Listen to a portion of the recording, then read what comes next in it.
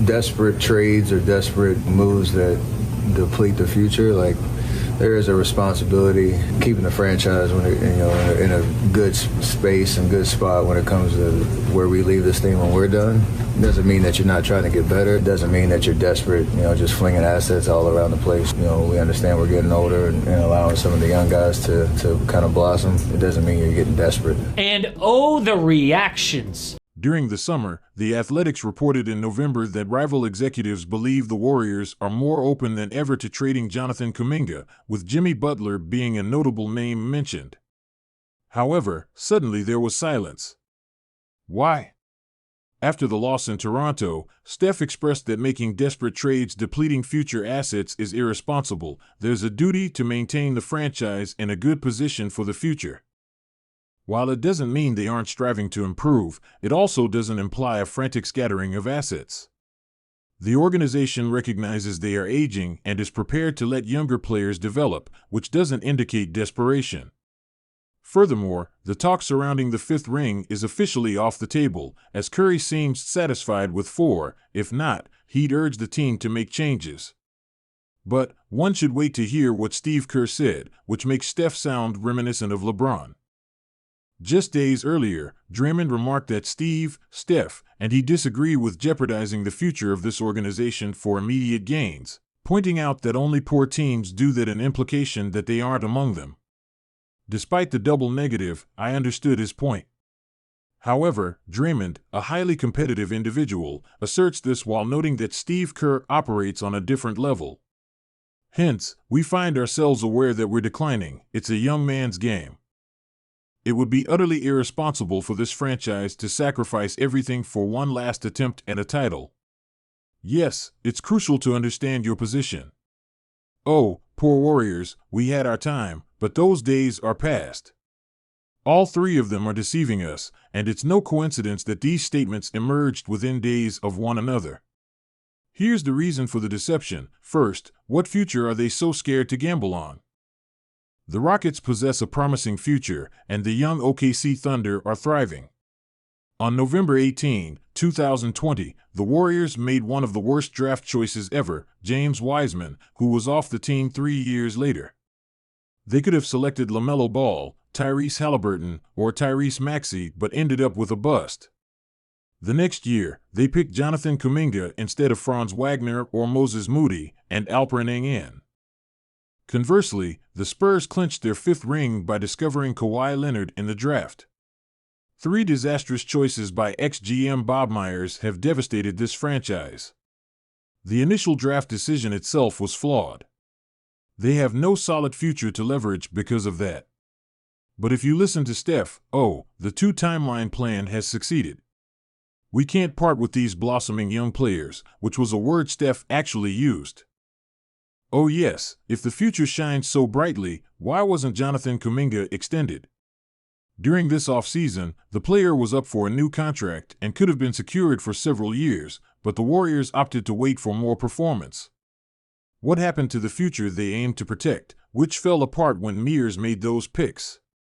Back when Jerry West was in the front office, they selected players like Klay Thompson and Draymond Green, but I'll move on. The main reason they won't pursue a trade is that there isn't a viable option, and if one existed, they wouldn't want to appear desperate. All 3 players are in the media insisting they don't need to make a deal to maintain leverage.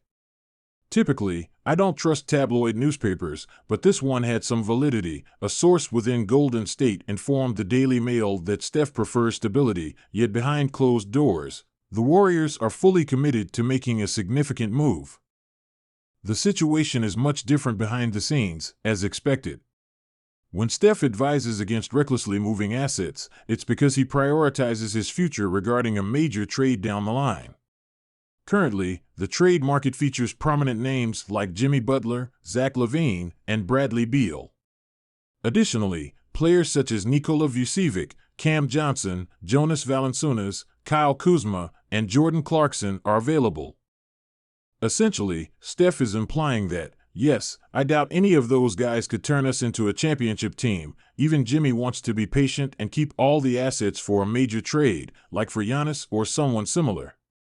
So for Steve Kerr to suggest that Steph and Draymond genuinely care about the Warriors' future and that Steph is focused on leaving the franchise in a good position is misleading.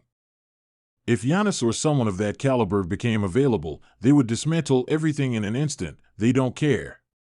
They simply do not believe any of these players can resolve their issues. They want to appear selfless and concerned for the team, but aiming for ring number 5 is really about that concern. Let's examine the Warriors' draft assets versus a team like the Suns. After acquiring Nick Richards from Charlotte, Phoenix has a second-round pick in 2026 and then waits until 2031 for a first-round pick. They also hold 2 seconds that same year, but Golden State is loaded with tradable first- and second-round picks. Aside from 2030, they could acquire nearly anyone. So why not consider Kevin Durant? I understand he faced criticism for winning with Golden State in 2017 and 2018, but his return could change that narrative entirely. Just think about the impact if KD came back to rescue Steph Curry while the Suns are currently struggling with no way to improve. Remember, Durant declined to sign an extension with Phoenix last offseason. He had the option but chose to wait and see how things played out. Well, at this moment, it's rather unfortunate, as the Warriors might acquire KD by giving up Andrew Wiggins, Jonathan Kuminga, Gary Payton, Kevin Looney, and just a single first-round pick. This works because Wiggins and Kuminga hold significant value, which would instantly elevate the Warriors to a second-tier team, right below OKC in the West. Even the Thunder would feel apprehensive about facing Steph and KD in the playoffs. Additionally, there's growing pressure on the Warriors regarding Kuminga, especially since they chose not to extend him during the offseason. This summer, he becomes a restricted free agent, meaning another team could come in and offer him a max contract or something close, like the Nets or Wizards. The question then becomes, would the Dubs match that offer or allow him to leave without compensation? That scenario would be a catastrophe. Hence, they either need to trade Kuminga or extend him now. So, in conclusion, the Warriors aren't finished, they just don't see anything appealing currently. However, they would quickly give up their future for the right deal. Who is still available?